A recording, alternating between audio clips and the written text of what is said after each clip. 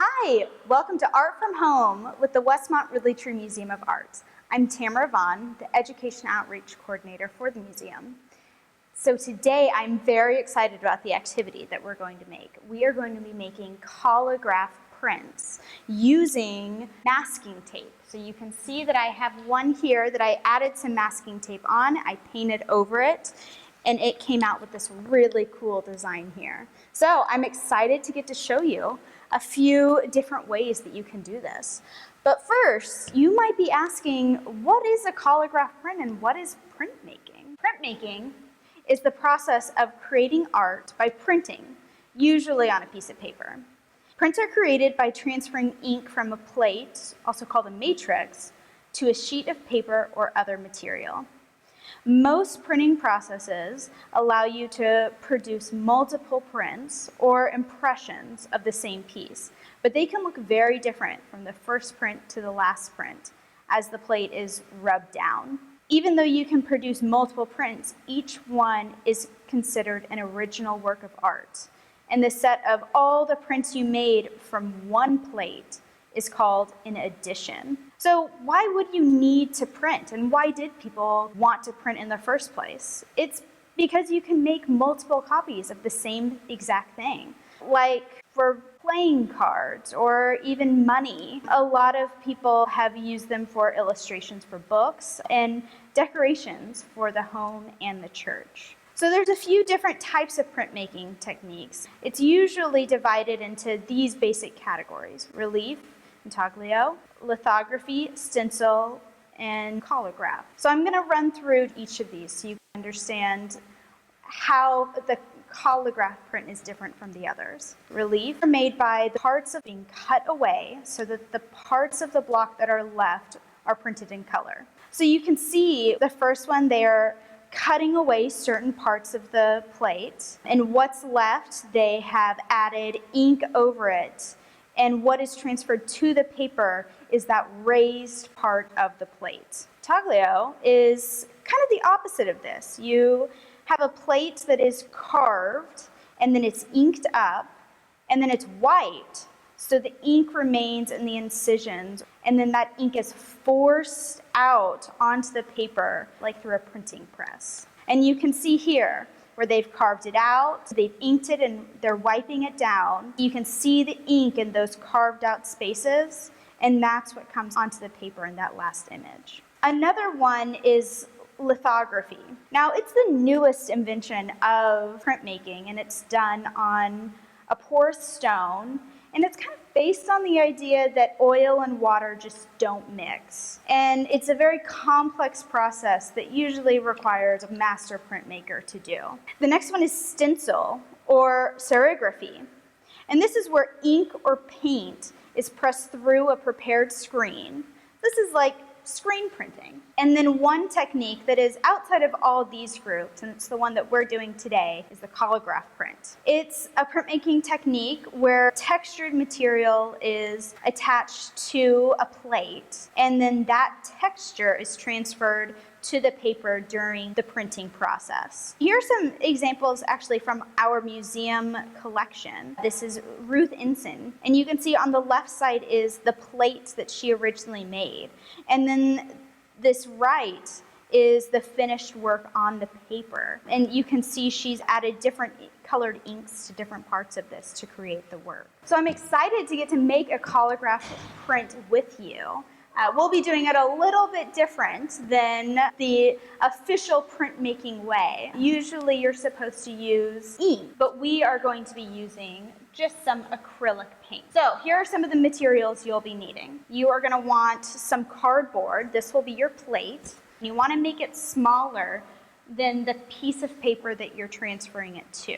And you're gonna want some paper. I have some thicker cardstock paper, but really you can use printer paper as well. And I have a few different colors here because sometimes it's fun to have different colored backgrounds with your print. Today we are gonna be using masking tape. This is a fun and simple way to make these. And then you'll want some paint brushes. Now that we have all of our materials, let's get started. So let's begin making our plate first. So the first thing that I'm gonna do is cover the plate fully in tape. And this will just help. Cardboard has a little bit of a texture to it.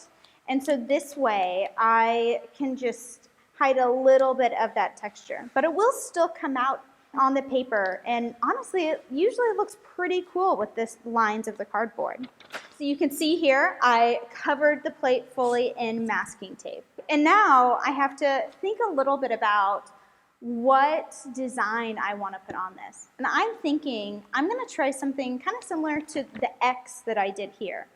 Now, one thing I want you to keep in mind is that you can't just put one layer of masking tape on this. It won't be as noticeable. But if you do a lot of layers, so on this I did this abstract design with all these different lines, and I added masking tape over masking tape, and that came out with much stronger and distinct lines. And then I just did maybe 3 or 4 layers on this one, and it came out a little bit more subtle like this. So I'm first going to start with some thicker tape, and so I'll do probably about 3 layers of these. I went ahead and pre-cut all of my tape here. So that's why it's making it a little bit easier so that I can just grab it and go. I am actually going to clean up each of these edges. The tape went over the cardboard, and so now I'm just cutting off all the extra tape that went over. All right, so now that it's all cleaned up with this thicker tape, as you can see, I'm going to use some of this thinner tape to put on top.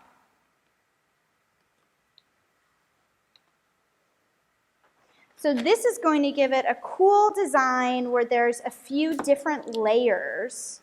You can see on the green one that I already did how there's multiple lines throughout the X. That's kind of what it's going to look like again. You want to line it up really well. That means you want to go pretty slowly as you're putting them over the layer before. So once I've added about 4 layers to this top, the thinner tape, I'm just going to do one a little bit off to the side, so there's just an extra line here on both sides. So now I have just some extra lines on each side, and you can see here how it's a good bit thicker in the middle there than it is everywhere else. Now I'm going to clean up each of the sides again, cut off the extra tape, and now I have my plate and it's ready to go. All right, so this is when it gets a little messy. So I put down, as you can see here, I put down some paper. So you might want to put down some newspaper or some paper yourself underneath your plate. And now we get to choose what color we want to do. Let's see. I think I'm going to print this on a yellow piece of paper. So I think I might do a purple. And one thing I'm going to try, I'm going to do this back area right here one color, and I'm going to paint the X another color. That means I'm going to do some purple and I'm going to do some orange. And one thing you want to keep in mind, you want to completely cover your plate in the paint, but you don't want to make it too thick or you won't be able to see any of the lines. So I'm going to start with some of this orange and do this on the top and bottom. As you can see, I just added a little bit of paint on. And I'm gonna paint this in. And so one thing you want to keep in mind is that you want to go quick because you don't want your paint to dry. So you want to be careful to fill it all in, but you don't want to wait too long. So as you can see, I painted each of those corners there. Now I am going to add some of the purple to the X. So as you can see, I just dripped a little bit of purple on. And it's the same thing. You want to cover it, but you don't want it too thick, or then you won't be able to see all the different lines. All right, so now I have my purple and my orange X here. And what I'm going to do is I'm going to take my yellow piece of paper, and I'm going to try to line it up as best as I can so there's none of the plate hanging over. And then I'm going to use very flat hands. And I'm going to start at the top, and I'm just going to press. And you want to get each of the corners, you want to get the sides. A lot of times I forget to press right in the middle, so you want to make sure that you press right in the middle as you're doing this. Let's take it off, and look at that. It's a very noticeable X in the middle, but with just a little bit of orange on the sides. And you can even see all of these lines of the tape we made as we filled in that X. So this is kind of light, and that's okay. But the fun thing about Collagraph Prints is that you can try it again with your same board. You can try different colors, or you can just keep the same colors and try it again and maybe try it a little bit thicker. So what I'm going to do is I'm actually going to wipe this off. As you can see here, I have some paper towels. And you can wet the paper towels or you can keep them dry. The nice thing about masking tape is that the paint might stick, but it dries pretty easily. So now that this is all dry, I'm going to try this again. I think I'm going to do a white piece of paper this time, and I am going to do maybe some blue paint all over. So you do the same thing. You just want to put some paint all over, and then just paint it in and cover the full plate. And sometimes you might feel like you don't have quite enough paint, so you can add a little bit on. Sometimes it might feel like you have too much paint. And so that's where you can kind of scoop it and just take it off when you need to. All right, so let's try this again with our all blue. And I have my piece of paper here. You want to line it up so the plate isn't hanging over the paper. With your very flat hands, you want to press all over. And sometimes you need to press hard. You can put your full body into it if you need to. All right, and I'm going to pull this up. Let's see. Look at that. Look how good this came out with this X in here and all these lines. Look how cool that looks. And it's so different from the one that we made before that's a lot lighter. Look at that. And so now I'm thinking what I could do is even add another side to this, where if I just put a little bit more blue on this, it doesn't need a ton because it already had a good amount on there. I think I'm going to stamp it onto this one, but do it this way, just to get an X in the middle. Let's see how this turns out. You know what? It doesn't have to turn out perfect, because you can try it again. You get to reuse this plate as many times as you want. Now look at that. We have even more colors, so just the plain blue or the multiple color one here. And there's one other option that you can do. So as you notice, I have been printing where I've put the paper down onto the plate. And that usually brings up everything, the background and the design that you've done. But as you can see with this image, I used this plate on all of it. But with the orange, I pressed the paper down and you can see that background. But I also flipped it over and pressed the plate into the paper, and that's what that pink has made. So let's try that with this blue X one more time. So I'm just going to put a little bit more paint on.